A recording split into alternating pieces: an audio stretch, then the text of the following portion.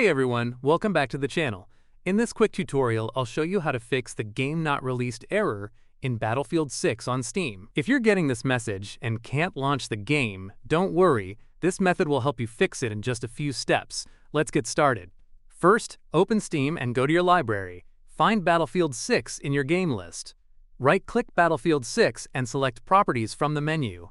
This will open the settings window for the game. Inside the Properties window, click on the DLC tab on the left side. Now you'll see a list of all the downloadable content associated with Battlefield 6. Uncheck the boxes next to Battlefield Multiplayer HD Marker and Battlefield Multiplayer Marker. This will temporarily disable those DLCs so Steam can resync and patch them properly.